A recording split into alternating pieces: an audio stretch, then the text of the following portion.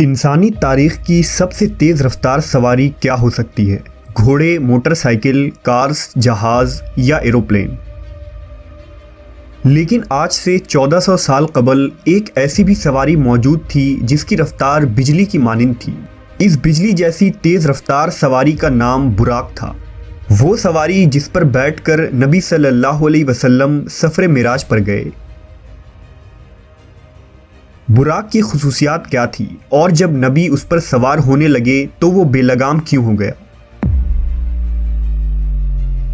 کیا براق کو ماڈرن سائنسی علوم سے ایکسپلین کرنا ممکن ہے؟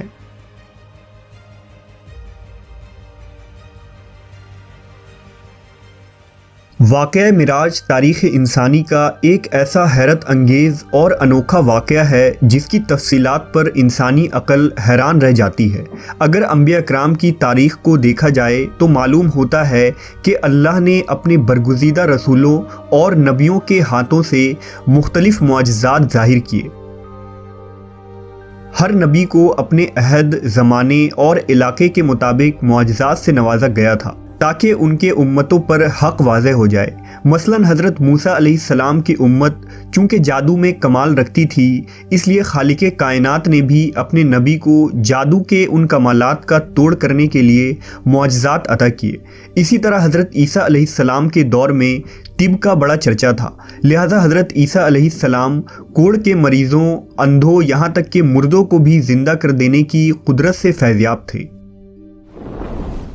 جب خاتم الانبیاء حضرت محمد صلی اللہ علیہ وسلم اس کائنات میں تشریف لائے تو اللہ کو معلوم تھا کہ امت محمدیہ چاند پر قدم رکھے گی اور ستاروں پر کمندیں ڈالیں گی، لہٰذا اللہ نے اپنے محبوب کو مکان و زمان یعنی ٹائم اینڈ اسپیس کے اصولوں اور وسعتوں سے نکل کر اپنے کرب کا اعزاز بخشا، جس کا گمان بھی عقل انسانی میں نہیں آ سکتا تھا۔ تمام انبیاء کرام کے معجزات ایک طرف اور حضور کا معجزہ معراج ایک طرف، تمام معجزات مل کر بھی معجزہ معراج کے درجے کو نہیں پہنچ سکتے۔ واقعہ معراج ہجرت سے 1 یا 2 سال پہلے پیش آیا۔ اس وقت ہمارے پیارے نبی محمد صلی اللہ علیہ وسلم کی عمر مبارک 52 سال تھی اور یہ 27 رجب کے شب کا واقعہ تھا۔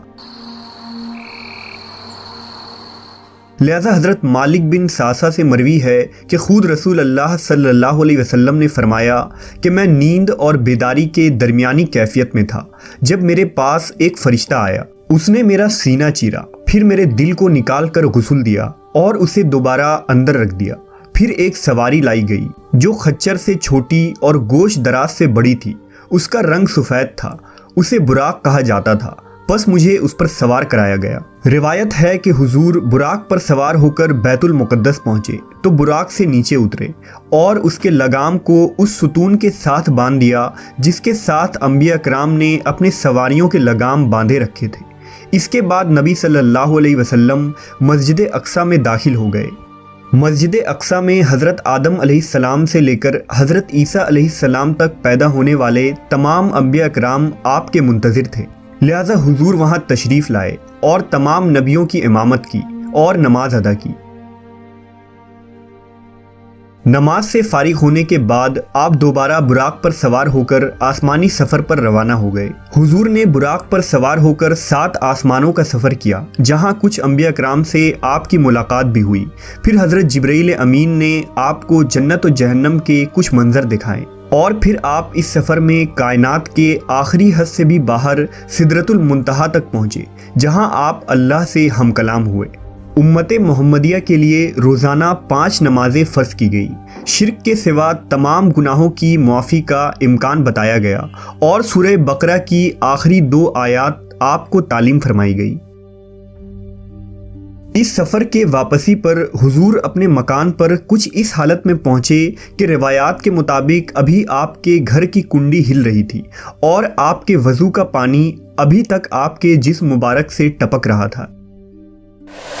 معراج کے اس واقعے کو اللہ نے انتہائی تفصیل کے ساتھ قرآن مجید کی سورہ اسراء میں یوں بیان کیا ہے: پاک ہے وہ رات جس نے راتوں رات اپنے بندے کو مسجد حرام سے مسجد اقصیٰ تک سیر کروائی، جس کے ارد گرد ہم نے برکت رکھی ہے تاکہ ہم اسے اپنی کچھ نشانیاں دکھائیں، بے شک وہ سننے والا دیکھنے والا ہے۔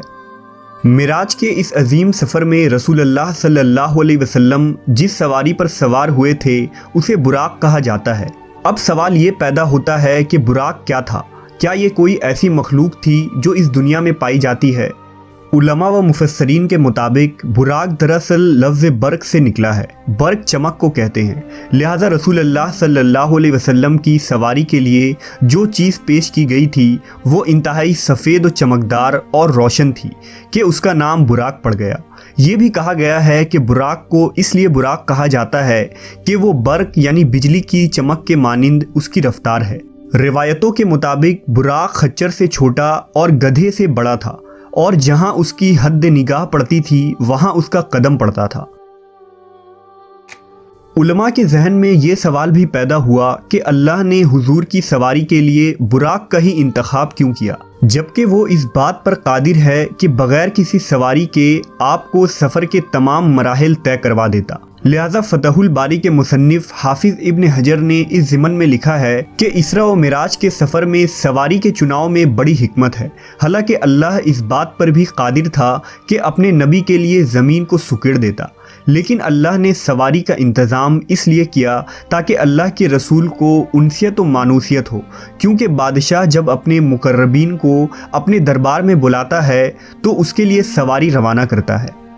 کچھ علماء براق کو ایک جنتی جانور قرار دیتے ہیں جو خصوصاً معراج کی رات کو ہی حضور صلی اللہ علیہ وسلم کی سواری کے لیے اس زمین پر آیا تھا۔ لہٰذا امام ترمذی نے ایک روایت نقل کی ہے کہ جب جبرائیل علیہ السلام نے براق کی لگام تھامی اور رسول اکرم صلی اللہ علیہ وسلم کو اس پر سوار ہونے کی دعوت دی تو براق حضور کو دیکھ کر کانپ اٹھا اور بے لگام ہو گیا۔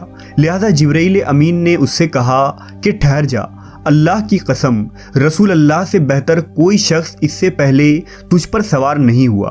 لہٰذا جب تاجدار کائنات محمد صلی اللہ علیہ وسلم براق پر سوار ہوئے تو وہ فخر و مسرت سے ناچنے لگا کہ آج اسے اس عظیم شخصیت کی سواری ہونے کا لازوال اعزاز حاصل ہو رہا ہے۔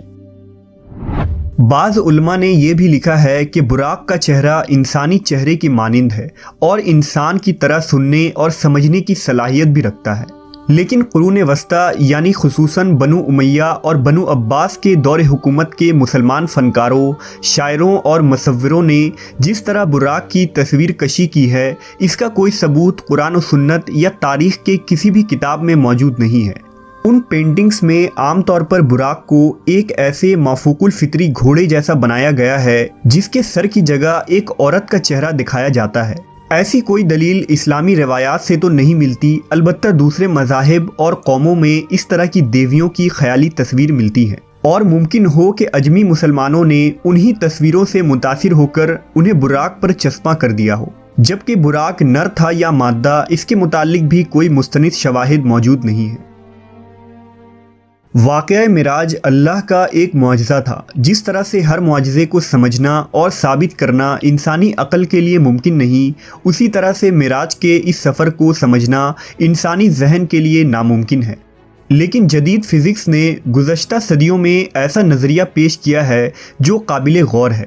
آئنسٹائن، جسے پچھلی صدی کا سب سے بڑا سائنٹسٹ مانا جاتا ہے، اس کی تھیوری آف ریلیٹیوٹی جدید فزکس کی بنیاد ہے۔ آئنسٹائن نے اس تھیوری میں بتایا ہے کہ اس کائنات میں ٹائم تمام مقامات اور لوگوں کے لیے اسٹیٹک نہیں بلکہ مختلف ہوتی ہے، اور یہ مقامات کے اعتبار سے بدل سکتی ہے۔ لہٰذا اگر کوئی شخص اس کائنات میں روشنی کی رفتار سے سفر کر پائے تو اس کے لیے ٹائم رک جائے گا۔